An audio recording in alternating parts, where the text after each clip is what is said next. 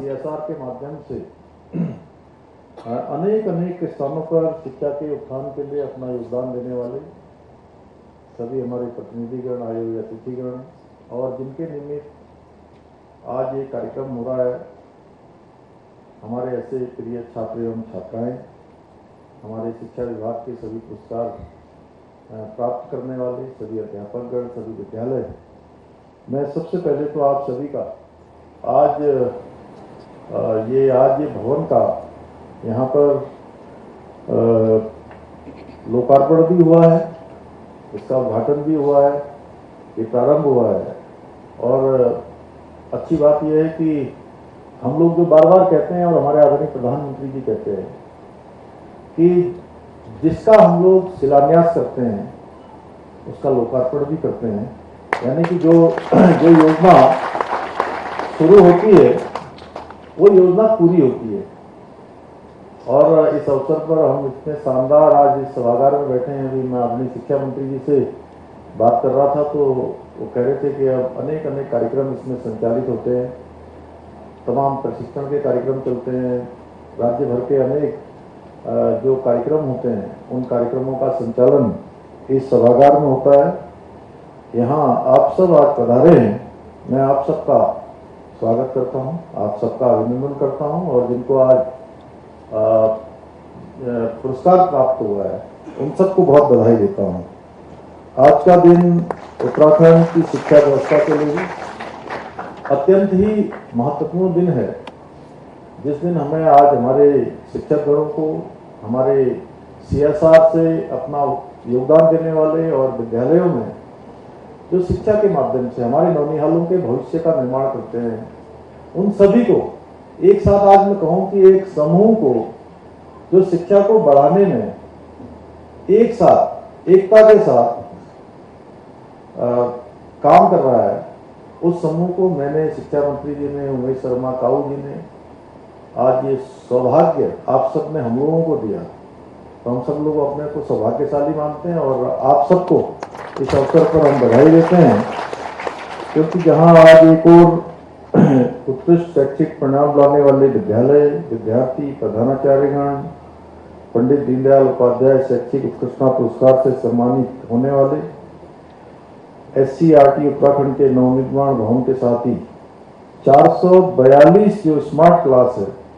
उसका भी शुभारंभ किया जा रहा है। और ये जो आज सम्मान है, सच में वास्तव में आप लोगों को सम्मानित करके ऐसा लग रहा है कि आपको सम्मानित कम कर रहे हैं और हम स्वयं सम्मानित हो रहे हैं,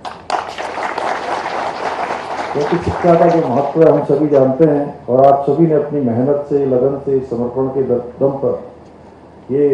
उत्कृष्ट परिणाम और पुरस्कार प्राप्त किया है।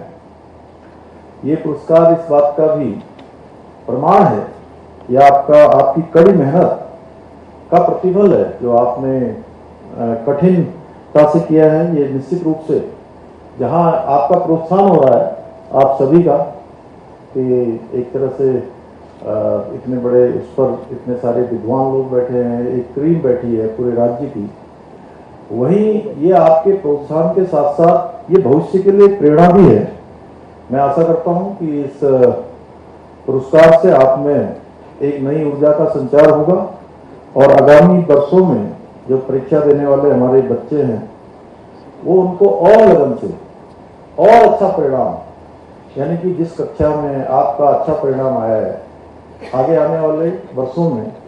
आप जिस क्षेत्र में भी जाएंगे उस क्षेत्र में और उत्कृष्टता से काम करेंगे, ये आपको प्रेरित करेगा। और मैं मानता हूँ बेहतर शिक्षा व्यवस्था के लिए एक बेहतर जो इंफ्रास्ट्रक्चर है उसकी भी बहुत जरूरत होती है और इसी को ध्यान में रखते हुए SCRT उत्तराखंड के नए भवन का भी निर्माण हो गया है, जिससे आप कई सारे काम यहाँ से होंगे। क्योंकि भवन अच्छा होना, कार्यालय अच्छा होना, अच्छा हॉल होना, ये बहुत आवश्यक है।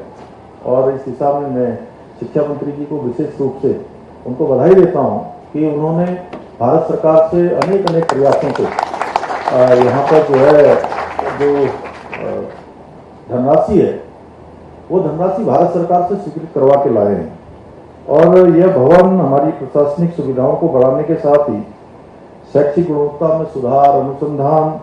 और प्रशिक्षण में भी अनेक नए मानदंडों को स्थापित करेगा। भारत सरकार की जो समग्र शिक्षा योजना है उसके तहत 29 करोड़ रुपए से भी अधिक की लागत से तैयार हुआ यह भवन छात्रावास हमारी शिक्षा व्यवस्था के लिए आने वाले समय में एक मील का पत्थर साबित होगा और हमारी एक नींव यहाँ से तैयार होगी। इस परियोजना में योगदान देने वाले हमारे जो अभियंतागण हैं, पेयजल विभाग है, जिन्होंने भी अपना योगदान दिया है, हमारे श्रमिक गण हैं जिनके योगदान से तय समय सीमा पर ये भवन बनकर तैयार हुआ है और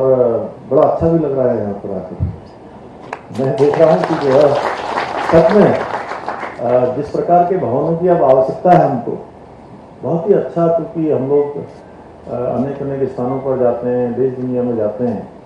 तो अच्छी क्वालिटी के भवन बनते हैं। और मैं तो आपसे कहूँगा, क्योंकि ये भवन आपका एक मॉडल भवन की तरह लग रहा है जो आपने बनाया है, इसको देखेंगे लोग तो कहेंगे कि अन्य जगह पर भी ये बनना चाहिए। और इसके साथ साथ जो गुणवत्ता है वो हमारे लिए बहुत मायने रखती है, क्योंकि कई बार होता क्या है कि फॉर्मेलिटी के लिए काम पूरे हो जाते हैं, लेकिन उसके बाद वो कुछ ही दिनों में जो है उसकी कहीं पर सीमेंट बाहर निकलने लगती है, कहीं प्लास्टर उखड़ने लगता है, कहीं टोटी गिर जाती है, कहीं जो है चिकनी खराब हो जाती है, कभी जो लॉक लगाने वाला होता है वो कुंडी खराब हो जाती है। तो ये बड़ा महत्वपूर्ण है। और मैं तो सब अपने जो कार्यदायी संस्थाओं से हमेशा कहता हूँ कि आप जो है भले ही थोड़ा डीपीआर बड़ी बना लीजिए, लेकिन क्वालिटी से किसी भी प्रकार का समझौता नहीं होना चाहिए। ये हमारा बिल्कुल एक टैगलाइन होनी चाहिए कि क्वालिटी से नो कॉम्प्रोमाइज। आज हम पठन पाठन की प्रक्रिया को और रुचिकर और प्रभावी बनाने के उद्देश्य से 379 सरकारी विद्यालयों में CSR के अंतर्गत स्थापित की गई 442 स्मार्ट क्लास की यहाँ पर आज शुरू हो रही है। मैं उसके लिए भी आप सबको बधाई देता हूँ। और स्मार्ट क्लास की सौगात जिनको मिली है, जिन विद्यालयों को भी मिली है, उन विद्यालयों को भी मैं अपनी ओर से बहुत बधाई देता हूँ। और मैं इस कार्य में सहयोग करने वाले सभी संस्थान जिन्होंने CSR के माध्यम से हमारे विद्यालय शिक्षा विभाग की शिक्षा को आगे बढ़ाने में अपना योगदान दिया है, उन सबका भी हृदय से आप सबका धन्यवाद करता हूँ। और आज मैं बाबा केदार के दर्शन करके आ रहा हूँ। बाबा केदार से प्रार्थना करता हूँ कि आपका कारोबार, आपका उद्योग, आपका संस्थान और तेज गति से प्रगति करे, जिससे कि आप हमारे शिक्षा को बढ़ाने के लिए लगातार इस प्रकार का योगदान करते रहें। इसके साथ ही मैं यह भी बताना चाहता हूं कि हमारी सरकार प्रदेश के 840 विद्यालयों में हाइब्रिड मोड में वर्चुअल एवं स्मार्ट क्लास की स्थापना पर भी कार्य कर रही है। और अभी धन सिंह जी ने बताया कि 1 से 12 तक विद्यालयों को निःशुल्क पाठ्य पुस्तकें और कक्षा 1 से लेकर 8 तक के बच्चों को पाठ्य पुस्तकों के साथ ही जूता और बैग भी उपलब्ध करवाया जा रहा है। तो ये सरकार की इसके पीछे केवल एक ही मंशा है कि कोई भी हमारा बेटा बेटी, हमारे पढ़ने वाले छात्र छात्राएं किसी भी प्रकार से ये जो बुनियादी आवश्यकताएं हैं इनके कारण से अपनी शिक्षा से वंचित न रह पाए, वह भी शिक्षा प्राप्त करें और शिक्षा प्राप्त करके विभिन्न क्षेत्रों में जाकर अपने माता पिता का नाम रोशन करें, अपने गुरुजनों का नाम रोशन करें और हमारे राज्य का और देश का नाम रोशन भविष्य में करें। इसके साथ ही कक्षा 9 में प्रवेश हैं उनके लिए भी साइकिल योजना और मेधावी छात्रों के लिए मेधावी छात्र प्रोत्साहन छात्रवृत्ति भी लागू की गई है, जिसके बारे में अभी शिक्षा मंत्री जी ने आप सबको बताया। उत्तराखंड की शिक्षा व्यवस्था को पहले से अधिक आधुनिक, व्यवहारिक और सुव्यवस्थित बनाने के लिए हम लगातार कई सारे नीतिगत निर्णय लेकर बहुत सारे कार्य कर रहे हैं। उसमें बहुत विस्तार से मैं नहीं जाना चाहता हूँ, लेकिन इतना ही है कि हमारी प्राथमिकता है कि हमारे भविष्य के कर्णधार, हमारे छात्र छात्राएं, उनको किसी भी प्रकार से शिक्षा के लिए कोई कठिनाई न हो, हर प्रकार से उनको शिक्षा प्राप्त हो और शिक्षा का किसी भी व्यक्ति के जीवन में आगे बढ़ने में बहुत बड़ा योगदान होता है। देखिए, बहुत सारे माता पिता कई बार अपने बच्चों के लिए बहुत सारी व्यवस्थाएं करते हैं और हर माता पिता का कर्तव्य भी होता है, लेकिन मैं सभी माता पिता से, अभिभावकों से, शिक्षकों से भी ये कहना चाहता हूँ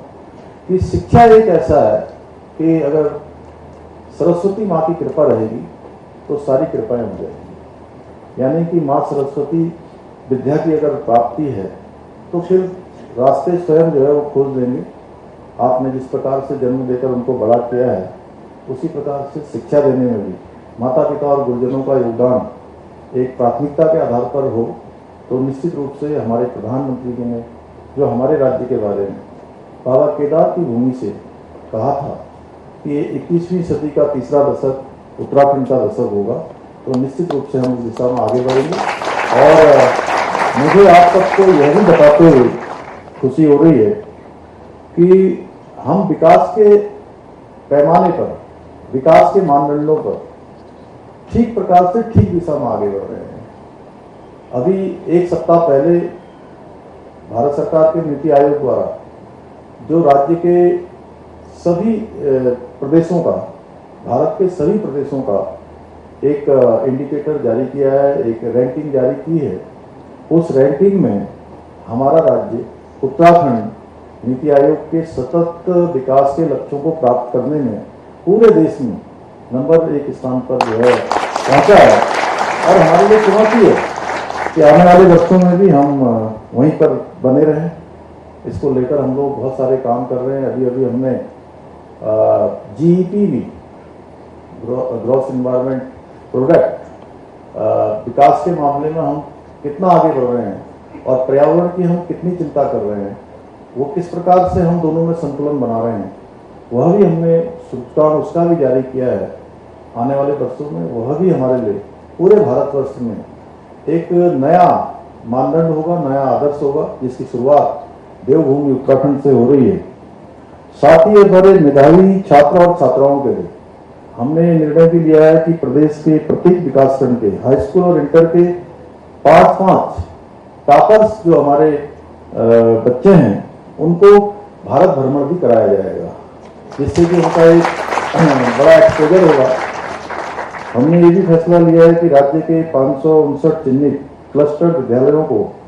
सेंटर ऑफ एक्सीलेंस के रूप में विकसित किया जाएगा। आधुनिक ई-क्लास, समस्त संस्थागत सुविधाएं और यातायात की इसमें व्यवस्था होगी। इन योजनाओं से हम शिक्षा के क्षेत्र में समानता, गुणवत्ता और नवाचार को बढ़ावा देने का प्रयास कर रहे हैं, जिससे कि हमारे बच्चे इस नई टेक्निक में, नई टेक्नोलॉजी में, ज्ञान विज्ञान तेजी से आगे बढ़ रहा है, उसमें हम भी तेजी से उसमें कदम ताल करें। हमारा राज्य भी वह सब करे जो देश दुनिया के बड़े बड़े देशों में हो रहा है। बड़े बड़े अनुसंधान केंद्रों के द्वारा जो चीजें हो रही हैं वो हमको भी प्राप्त हों। आज के इस अवसर पर मैं सभी अध्यापकों से ये जरूर कहना चाहूँगा कि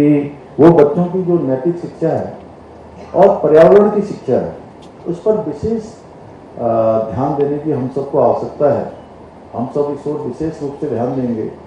तो आप देख रहे होंगे आज पर्यावरण के क्षेत्र में आज लगातार जिस प्रकार से आज हमारे पुराने स्रोत, नौले, धारे, गाड़, गधेरे और बहुत जगह जो जलों के स्रोत हैं वो धीरे धीरे सूखते जा रहे हैं, समाप्त होते जा रहे हैं, जल स्तर नीचे जा रहा है, वनाग्नि की समस्या से हमको सामना करना पड़ रहा है। जल संकट हम सबके सामने आने वाले समस्या समय में होने वाला है, एक चुनौती के रूप में होने वाला है। इस दिशा में भी हमारे शिक्षा विभाग को विशेष रूप से काम करने की जरूरत है, क्योंकि हमारे बच्चे, उनको हम शिक्षा के साथ साथ यह शिक्षा भी देंगे